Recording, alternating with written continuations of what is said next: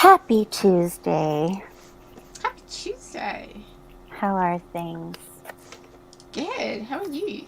I'm stressed, but that's okay. We'll make it somehow.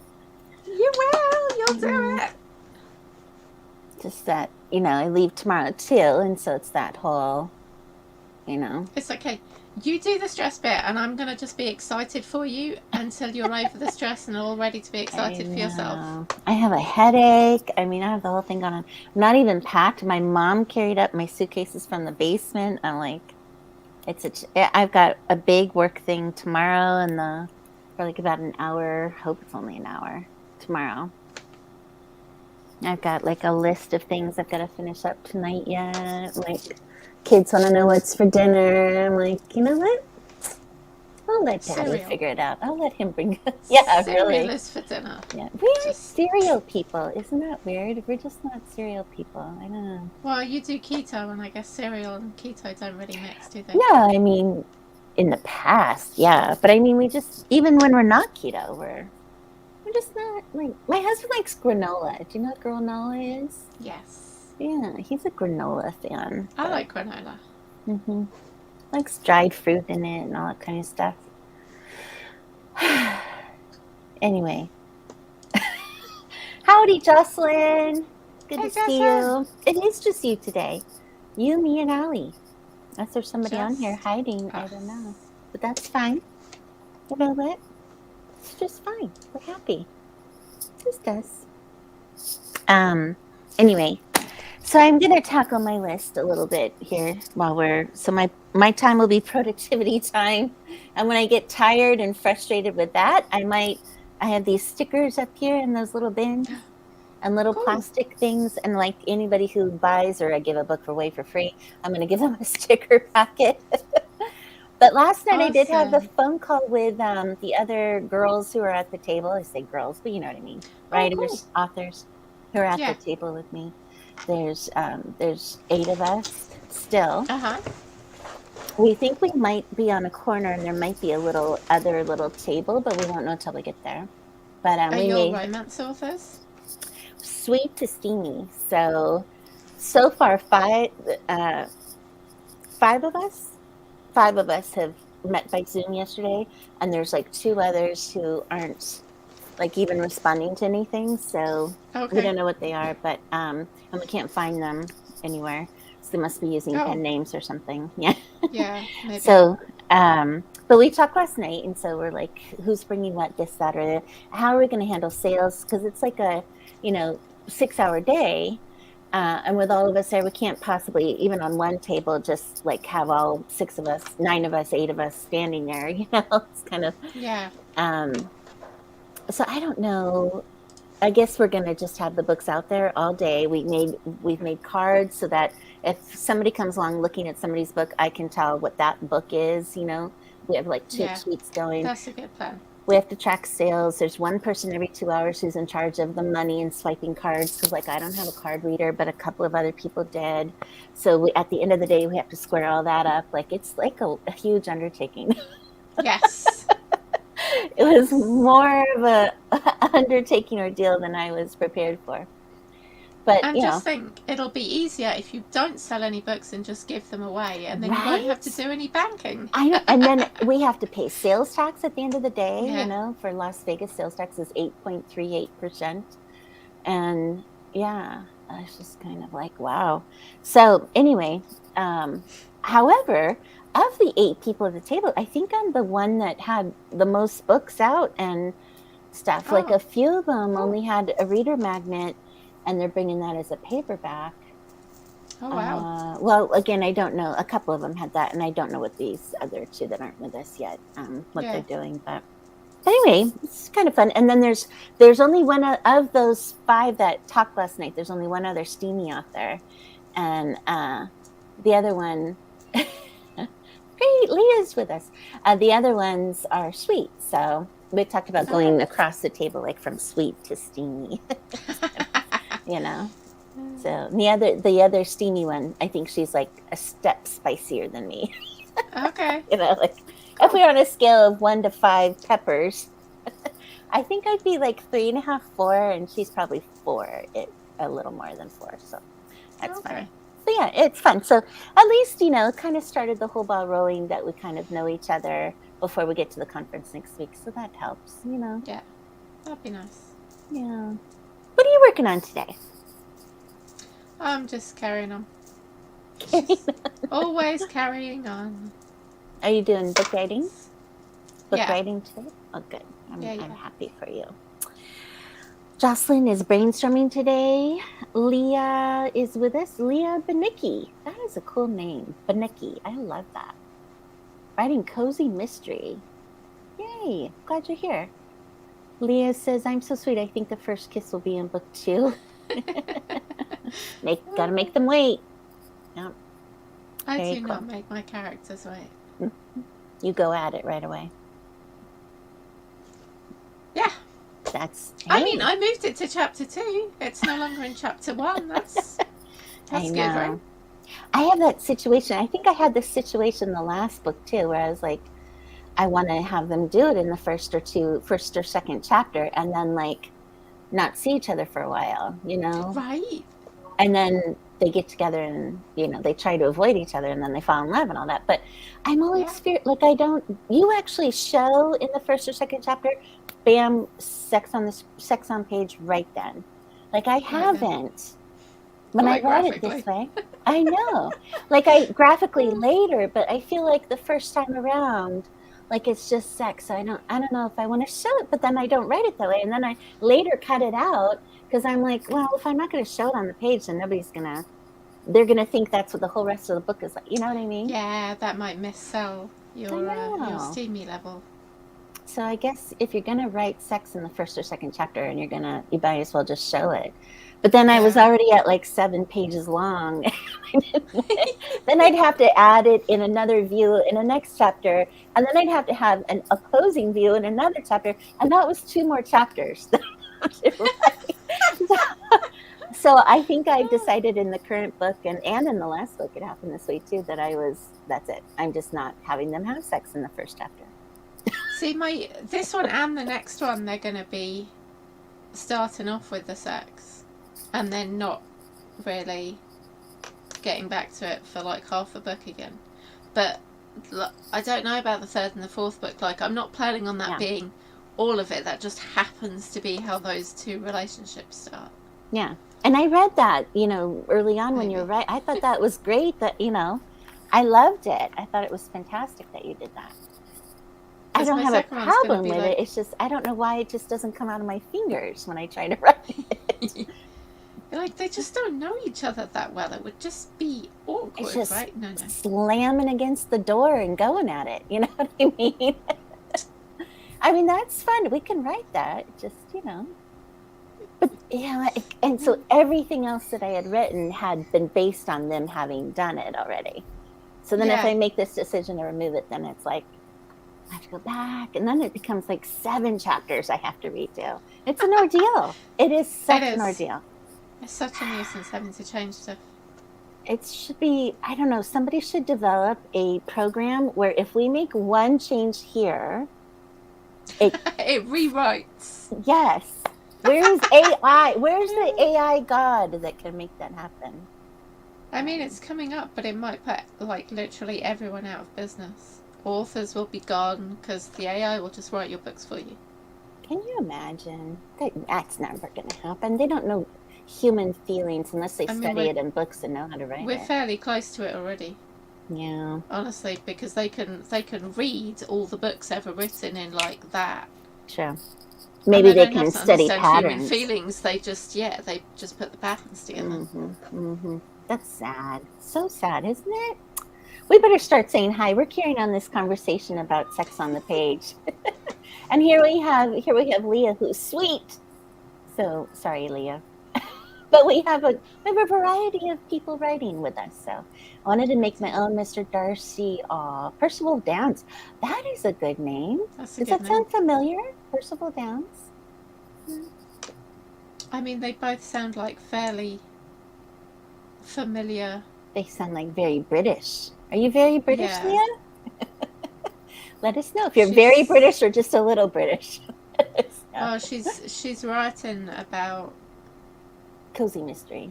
someone from England. So. Okay. Yeah, I was going to say Percival Down sounds very cozy mystery, doesn't it? Like Sherlock Holmes. Yes. Like, you know. And Regency kind of era-ish. Yeah. Like 1800s-ish. Oh, yeah. Pioneers and Petticoats. That makes sense. Yeah. That makes sense. I love it. Thanks for sharing that, Leah. Oh, here's 1870s. Here she goes. Sorry, I just haven't caught up in the chat.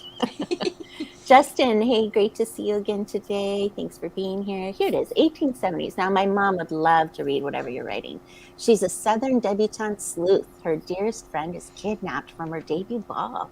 Her brother's friend from England gets pulled into her madness, searching for the kidnapper. I love it.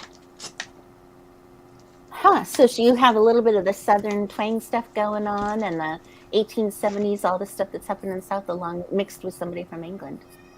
It's very cool. Sounds like a good mix. Mm-hmm. I'm a bit busy preparing for the book fair. That was the one in Denmark, Copenhagen? Yes. Very cool. I'm busy too. Where you thought it was. That's very cool. I'm glad you're here with us. Waiting for the brain to manuscript waiting for the so brain. You can just think it and it'll write it. Oh, yes. No fingers involved, no talking. She says, I'm not sweet, just my books. That's funny. All right. So, yes, sounds like we all have something to work on today. So, shall we hit our first 20? Let's do it. Sounds good. Let's do it. Let's go for it. Okay. We'll see you guys on the other side. See you in 20. Let me bring up the good old unicorn here. Hold tight, please. For our timer. There we go.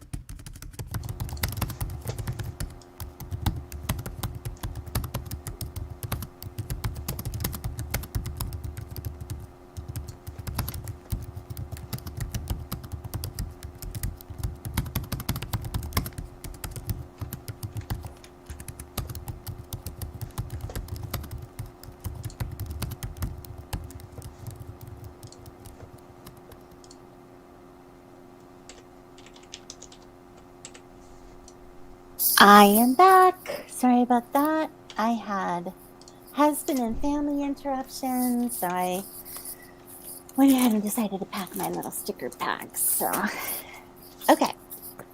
How'd you do, Allie? Well, apparently I got 60 words, which seems harsh, but I feel like I've deleted Harsh. some. So. Harsh. Why is that harsh? What do you mean? You got 60. That's better I than deleted zero. well, I felt like I typed a lot more than that, but I deleted 131, so But if I got you 60, that means I got like 190 that's good. Yeah, yeah. to Why have did made you up for delete? that Are you 130. self-editing? Are you self-editing as you go along? Well, I was changing what I did, and I found a bit where she's like, "Oh, thinking about that thing that happened last night," and I'm like, "Yeah, but now something different happened last night, so let's just change that around." So, Gotcha.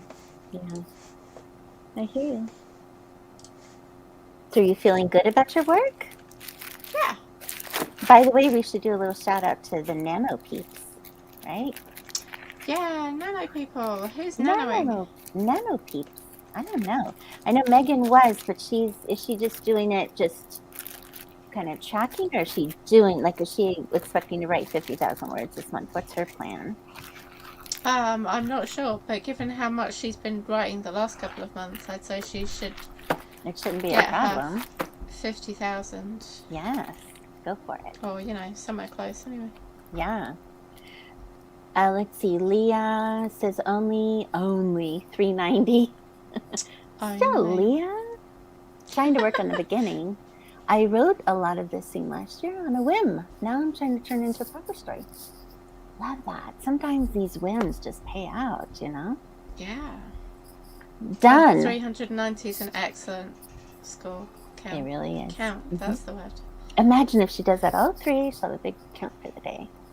Yeah. Justin can attend the sprint now. So I think he means our sprint or somebody else's sprint. Okay. I think he meant ours. Because he said he couldn't really sprint with us because he was doing something. He was doing some other things, yes. Yeah, we'll join your sprints later. Oh, gotcha. Okay. Thank you for clarifying. It's my mom's last night. I can even talk. My mom's last night in town. So, but we're not doing much because I have to pack and I have to work.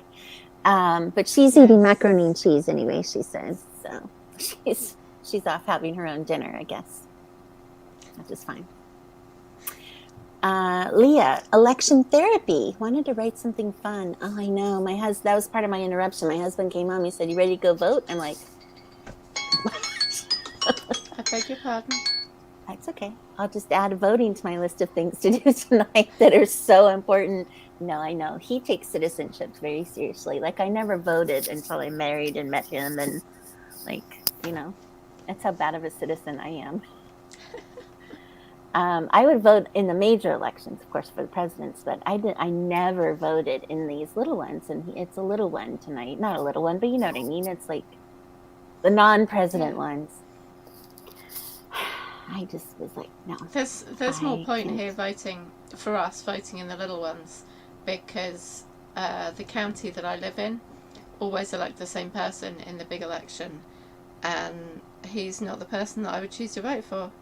And doesn't matter who else I vote for, he's the person going to get in. So it never feels like there's much point voting for someone else. Whereas in the little ones, for like the local town council and stuff, then there would actually be a point. I know. I just kind of feel like, my vote as a party might make a difference, but I wouldn't know what I'm voting for because I just don't keep up with it. So I feel bad about voting when I don't know if I'm voting for something good or not. So yeah, my husband keeps up on the news and he goes to do the voting. So more power to him. Leah says my other books are dramatic tearjerkers. Aww. It's so funny. I hear, from different readers, like when they're in the mood, they get in the mood for different books. Like when they want a tearjerker, they'll read it. When they want something lighthearted and fun, they'll read that, I never really gave it much thought, I guess, about what kind of mood am I in, kind of mood for reading am I in. Do you do that, Allie? I don't tend to think I'm in a sad mood, I want to cry, I'll read something sad. But I definitely, if I'm in a mood where I don't want to cry, I'll go for a book that I know is not going to make me cry. But not necessarily thinking about it particularly consciously on the crying front. Just like, I want to read something fun. Yeah. I like getting the feels too, Jocelyn Carter. And hey, Garnett, nice to see you. Haven't seen her on here in a while. We love that you're here with us. Garnett, are you doing NaNo? I know she's in the middle of finishing up her latest book. Let's see. No, the first one was Last. This one is Stay. She's doing that one. Very good. Jocelyn loves the books that gives the feels. Same thing, but I like feeling as well, but it doesn't always lead to, sometimes, but I maybe like books that give me happy feels. I know, maybe like tears to the eyes. Even if it's happy, though, sometimes a happy ending can be like, oh, and you get a little teary-eyed, No, yeah. I don't cry for happy. No, you don't. No happy tears. Not even moist. You don't even get moist for a happy book. I don't think so. All my crying is for sad. Yeah. And I cry like that for sad. So maybe I just have no tears left for happy because they're just like like too bubblegummy happy. You're like, yeah, I knew it was going to end happy, so I'm not even going to give it a cry. I can't think of very many times that I've cried for anything happy. I like the ones where you cry when they break up and then you end happy. I like those. Where you get teary, when they have to go through the breakup scene and then you get to the end and they're so sad. Yeah. Even though they're going to get back together, still. But they're sad right now. I know. Garnett is not doing NaNo, doing developmental edits for next year release. Awesome. Leah is participating in NaNo, but not planning the full 50K. Editor sitting back, last work in progress any day now, so switching gears. I hate that switching gears from writing to editing. We've talked about that on here. It's so hard. NaNo here, either way, too busy writing. No NaNo. Well, that flew me for a loop there. No NaNo. That should be its own motto. And you should be the poster child for it. No NaNo. No NaNo. We're going to cheer for the nanos, but no NaNo. No, it's all good. NaNo. I highly think if I didn't do NaNo last year, I wouldn't be here today because NaNo is what, NaNo is what got me to keep going. Even though it got you to keep going, got you started, whatever, you've kept going all year without NaNo. So. Yeah. And I think a lot of people do NaNo and then stop. They don't keep going. And then they do NaNo every year. Mm-hmm. My cousin is that way. But then they stop. Mm-hmm. I think she's on her 5th NaNo, and each year she did a book and a Western historical romance. Oh, like Leah. She's kind of that 1880s kind of era. But that's all she does. She only does it that 1 month, and then she doesn't market her books. She doesn't do anything. She just writes the book each year. Okay. Yeah. But yeah, everybody has a system. And I guess the good point is that NaNoWriMo is really helping people to do something that they probably wouldn't have, done anyways. I think it's really, really good motivation for people who need that push. And the camaraderie, the forum, there's a lot of people who connect cheering there people on. Meet each other and that kind of thing. Yeah. I met Tommy Hazelton. He's in our group. I met him there, and we still chat almost every single day on the chat, trying to. It's usually me trying to motivate him to get back to writing. He's written a holiday romance. It's really good. Now he's writing a screenplay. Just kind of, those kind of, fun things and getting to know each other over the years as writers. Pretty cool. Let's see. Cold and yucky. Take a nap, Leah. Wait. I think Allie wants to join you. Maybe the two of you should take a nap on this next 20. The way I'm yawning. Oh, my. Okay, let's head off. It's going to be bedtime here soon. Take some caffeine during this next 20. Okay. We better get into our next 20, though. So we will see you guys on the next 20. Yep. See you then. See you in 20. Good luck.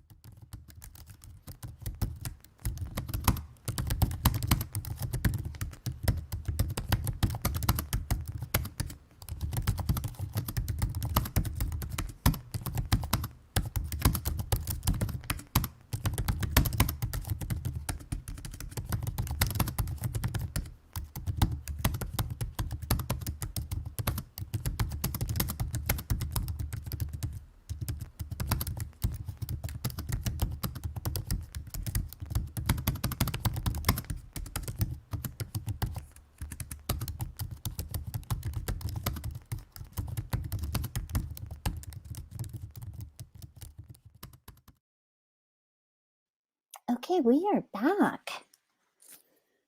How did everyone do? I know we did a little chat in the thing, finding out more about Just In Case. Thank you so much for sharing your experience. Oh my gosh, it's wonderful. I love it. I love talking to authors, those who've been around a while, new ones, anyone in between. That's going to be my favorite part about going to this show in Vegas next week. Yes, it is. You are gonna love it. Yeah. Oh, did I tell you? Can you still hear me? Yes, I can hear you. Go ahead. Jeff Haskell's going. Did you know that? Yes, you said his wife has a session or something. Yeah, Rebecca, that's his wife, right? Oh my gosh, that's great. What is she teaching? She's I doing a. honestly It's haven't paid to attention do to with the design, schedule. I think, because she's a Oh, cover wow. designer, isn't she? Mm-hmm. And she's also Beautiful got. cover design. Yeah, she's got. There's going to be a stand there that she has organised with lots of cover designers there, and I believe that's going to be there the whole week. And also, his name was on the list that Craig published today for people who are going to do the pitch, the sci-fi pitch. Oh, So he's got a wow. chance to go and pitch to the Oh, that's 5 people fantastic. there. Oh my gosh. Well, I'll have to go and try and cheer him on, see if he remembers us from our little interview we did with Jeff Haskell a while back. Yeah. Maybe Justin would let us interview him or her, or yes, because we never know. It's a pen name, maybe. Yes, have fun. And I love the advice that Just In Case just gave. I think that's amazing. Don't you think, Allie? It's really good advice. I just wonder, would you have because that's a long time to be in publishing. That's amazing. Yes. Traditionally published. So now that self-publishing has come about, or hybrid authors, I wonder if Justin's still on with us, if you think that you would try your hand at self-publishing, having been in traditional so long. That'd be interesting to hear your take on the whole thing. What do you think? Because I do know some authors who have, been traditionally published and they've gone self-publishing and like it a lot better, Yeah, or they're that's a lot. hybrid. They keep some Yeah. in, but then they develop other pen names and go into self. So just curious on Justin's take. Also, don't be afraid of writing controversial. A little political, incorrect doesn't matter, and it gives many readers. I try to stay away from politics. I'm not a politically inclined person. I know, Allie, you have a real political thing right now, which I love yours. But you're writing it from the fantasy standpoint, which you can actually, it's pretty cool in your case, writing fantasy, paranormal, that you can be political and try to make a statement, but you're still writing this fantastical thing. I've really got to just make sure that I'm not like, people, come on, this is so obvious, how can you not see? And just tiny little weaves through the story. Yeah. Instead of, oh my God, would you just do the right thing? How hard can that be? Yeah. I admire that you put that much thought into planting, these little messages. Yeah, you wait till you read it, see, and you're going to be like, oh, you missed tact, Allie. That was tact was like over there 1,000 miles. Yeah. Yeah. Yeah, I'm good at tact. Mm-hmm. I don't know. In some ways, though, I do think that, okay, so I guess there are ways that in our writing we can be, I don't know, are we taking sides and whatnot? And, is it going to piss people off? I do think sometimes in marketing or writing that, it is a little bit of a tug and a pull, Do you know what? You write according to the standards of your time, because when I read Agatha Christie, I really love her books, but the ones you can just, she doesn't come across as massively racist throughout her books, but you get particular ones and you go, ooh, that is not how that would be phrased these days. That is not even close. Particular ones from her, or you mean read others and you? Yeah, no, particular of her books. It was the times though too, right? Yeah, that's the thing. And Georgette Heyer, she wrote in the 1920s, but she was writing about like the 1800s, the period between like 17 something and 18, like 20ish. And again, you can go with, there's the time that she was writing about where particular attitudes were very there, but there's also the time that she was living in where those attitudes were still far more similar to 100 years before her than they are to 100 years after her. Mm-hmm. And that attitude comes across in her writing as well. Again, it's not very often because she wasn't writing about things massively to do with race, but every now and again it's mentioned, and it comes across very poorly for today's readers. Yeah. So I think because most people don't really think about their own attitudes, they just come out in what you're writing without you even trying to. So when you read like Regency romances that are written today and compare them to Regency romances written by Georgette Heyer like 100 years ago, and there's such a difference in the heroine's attitudes between those two, and you go, and that's nothing to do with what the heroine's attitudes were like in the Regency time itself. That's all about what the writer's attitudes are now. Yeah. So. No, it's all really fair points. And I think even today in contemporary romance, like there's such a stand, you know, I guess we all kind of do it because you want to write strong heroines. There's such a stand against, you know, misogyny and things like that, that I think the view of the romantic heroine has even changed. She's got to be strong these days, you know, and she can't put up with the same crap that used to happen. You know, you've got those snarky heroines against the alpha holes, or you know, those kind of things going on. And you know, I know that there's a tug and pull too because of the whole we're trying to be strong women, but yet we want to be controlled in the bedroom. You know, that controversial conversation that happens. I see it now and then on like TikTok and things like that. It's like we want, but it's in our control, I guess, that we want to be controlled in the bedroom. It's still in our control, because that's what we want. Does that make sense? So even in today's contemporary, I think we tend to write a little of what the times is reflecting. Yeah. For strong women. And it's funny though, because you know you've got today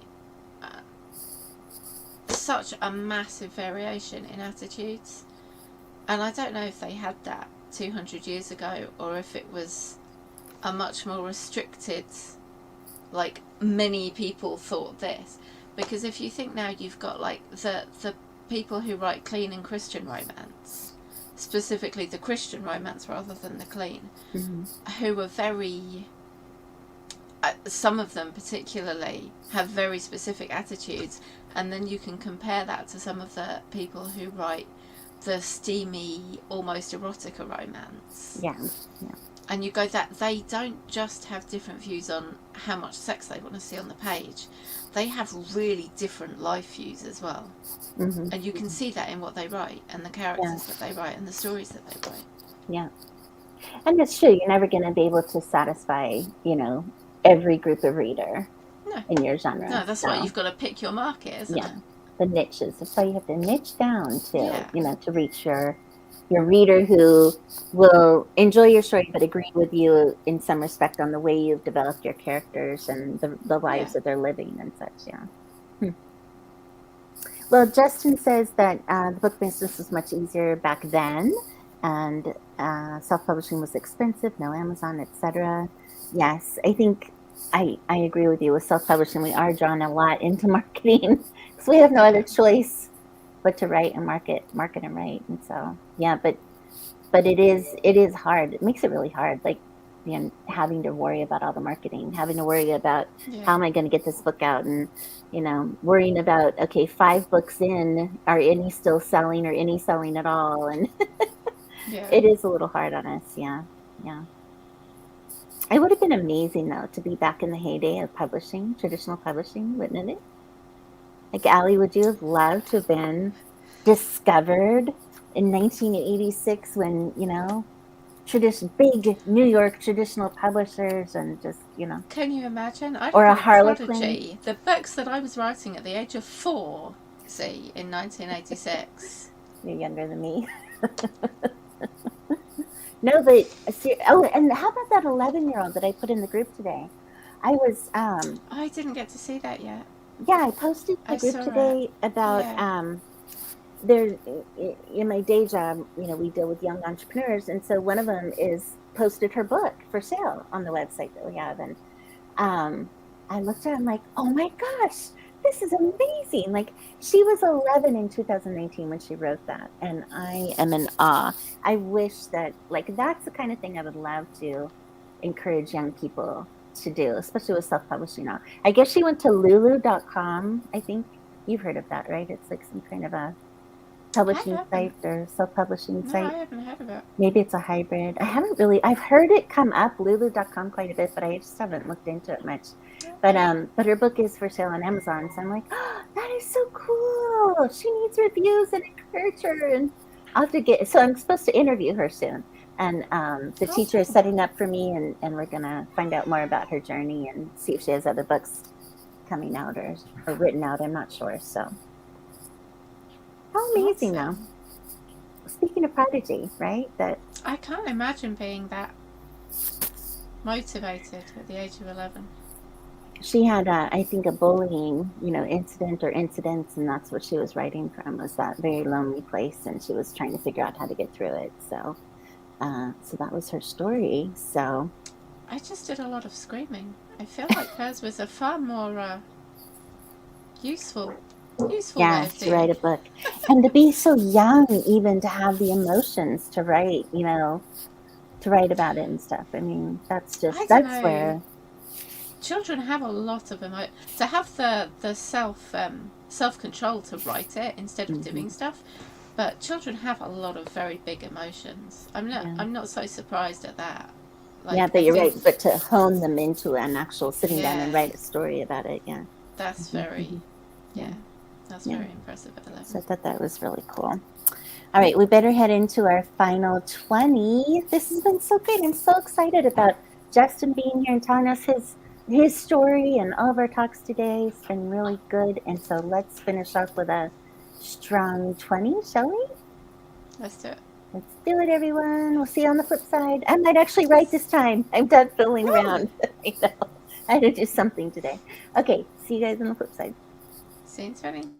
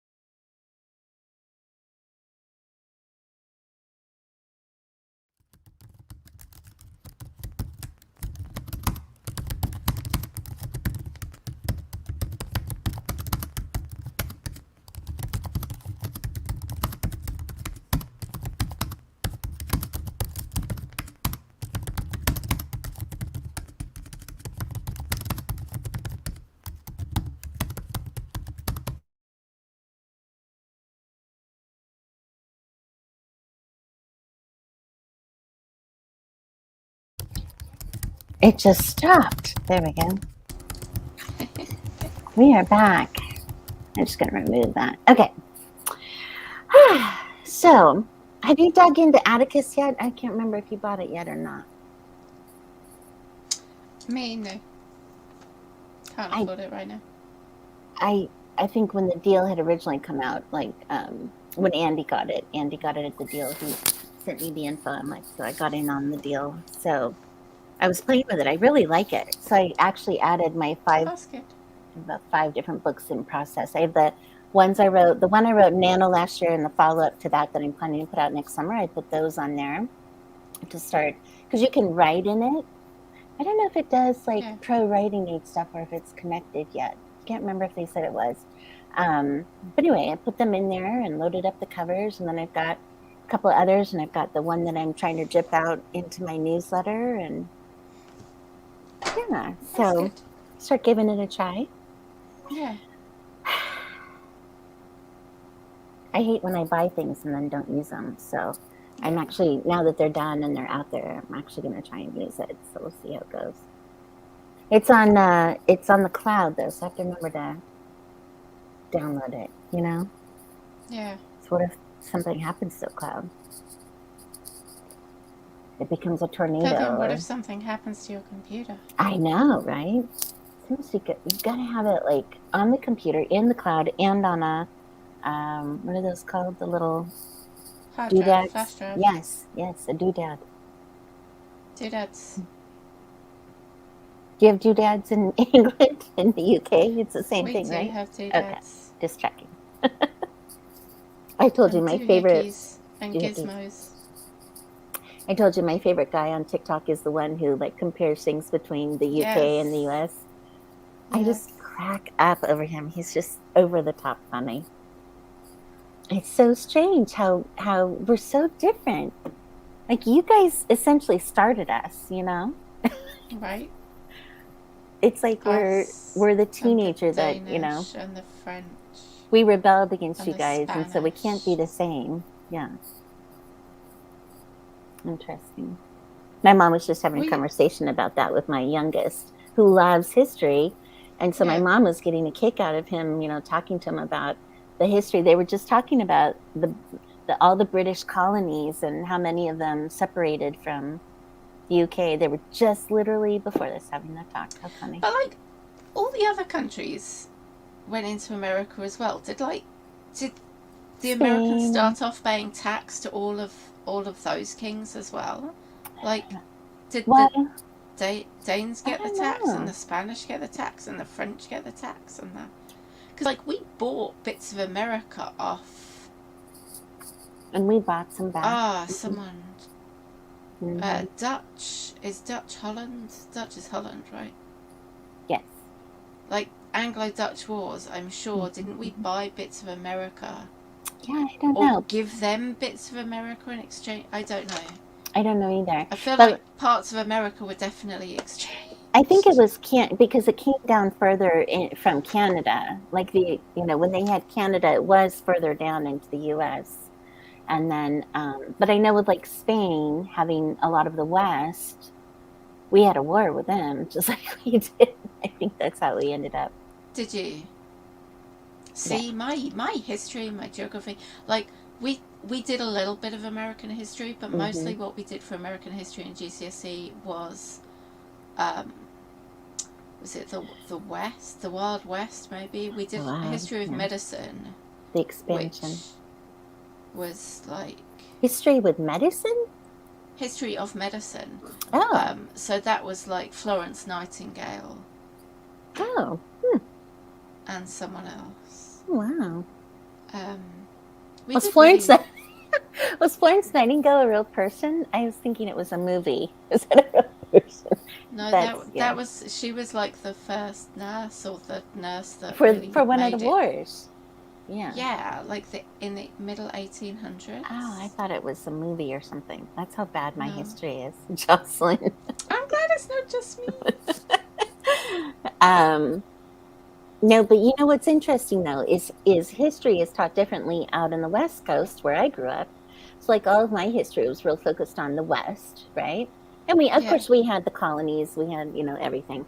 But I think because you're living in the West, then we went to see all the Western things, the Western museums, the Western, anything, the Spanish missions, throughout San Diego. We went to see those. Like, it was more that. And then moving back here, like my kids are all about, definitely the colonies, but they see the influences here. You know what I mean? It's so different. Yeah. So Yeah. I don't know. Like we, Wait, was it New York that used to be New Copenhagen? yeah, I think so. That sounds familiar. Yeah. So maybe you're right. Maybe it So we Britain. must have been. We must have You had it either from. you either bought it from Copenhagen or you won it in a war with Copenhagen or something, probably.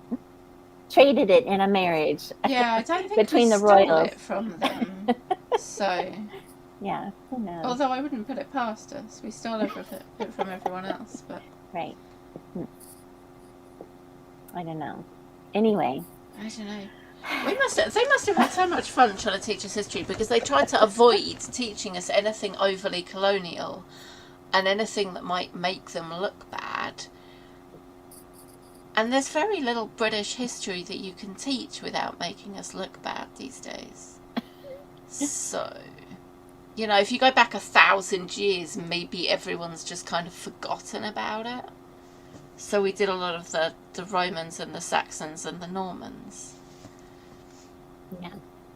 I think you're being vilified these days, right? For colonializing everything or something, I mean, I feel like we did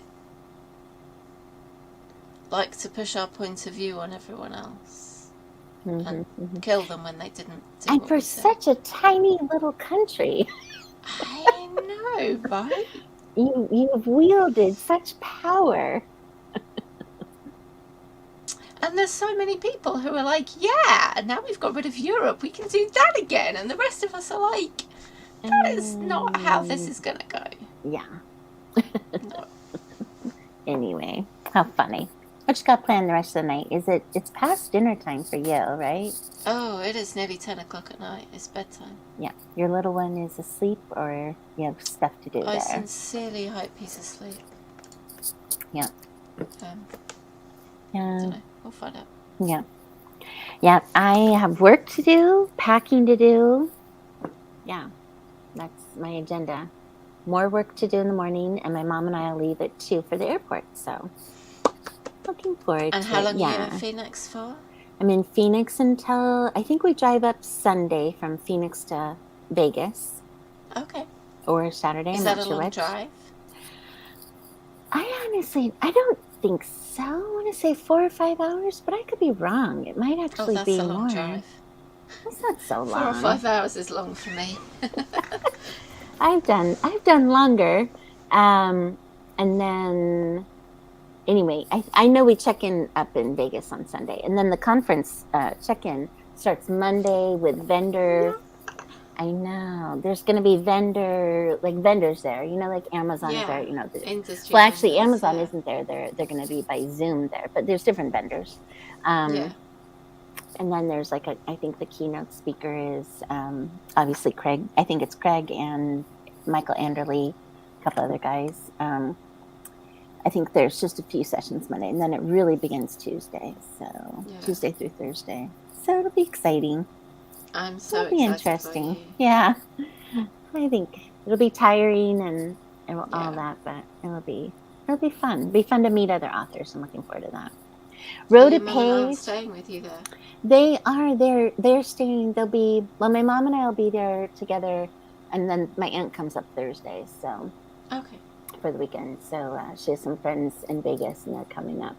So we'll shop and we'll, whatever. I don't plan on spending the entire days at the conference. So I think I can pick and choose sessions or whatnot. So we'll see how that goes. But I'm looking forward to it. It'll be an adventure. Yes. Okay. So I better let you get some sleep. Thank you, everybody. It was so nice to hear from Justin and so nice to hear from Leah. I was checking out your books, Leah. So that was fun. Yeah, thanks for being here. It's always neat to have new people. Garnett joined us today. That was neat. few new people. Morningstar and Jocelyn, thanks for being here. Hope you were productive. Yeah. Jocelyn wrote a page. Jocelyn wrote a page, didn't count the words. It's okay. Page is a page. It's awesome. Don't they say like an average for a page is what, 350? 250. 250? Times New Roman, 12 point. Thank you, Ali, the Industry editor. standard. Yes. Oh, funny. Okay. What did you do? Did you write this last session? What happened to you? I did mostly editing, reading back through and just changing little bits here and there. So okay, so it's coming along. I don't think I have a good word count. So It's good changes. I will hope to see lots of progress when I get back from you. I guess, are we not writing the next couple of weeks? Is that what's happening? We're going to take a few weeks off? Megan said she would be able to join me the 2 Saturdays, but she wasn't sure about the Tuesday. Yay. But we'll have to check because she's just had a very busy weekend. So she has. She wasn't here today, I know. Between her cat and work, that happens, unfortunately. Yeah. But sounds like she made it through safely to the other side, I hope. So, well, good. So I have to send you guys directions for logging in again and all that kind of stuff? Yes. Okay.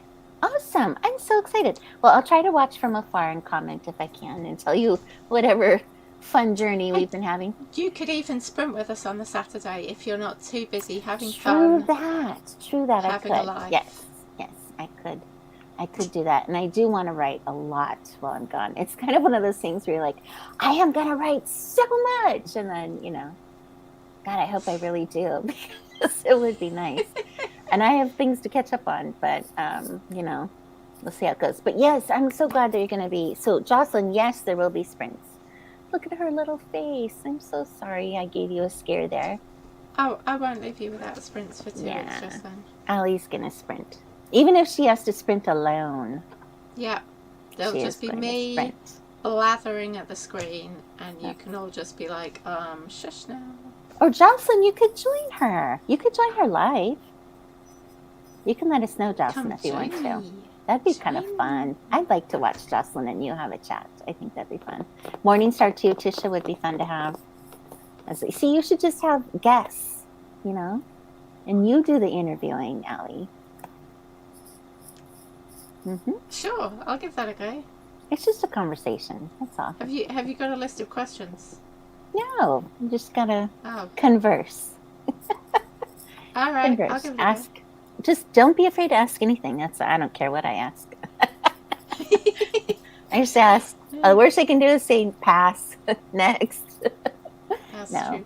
No. Oh, that's gonna be exciting. I can't wait to watch and see what you do. Even if Megan is with you, you should still get, still be fun if like Tisha would go on or Jocelyn would go on. I know. Yeah, Morningstar. Fun. All right, so I'll set you up. We'll talk about it on the backside. Yes. All right, everyone, we better go. And nice to see you all. And I'll check in and we'll see you soon. Yeah, have a lovely week, everyone. Allie, we'll see you guys Saturday at noon. That's correct. All right. Bye. Have a good one. Thanks for being here.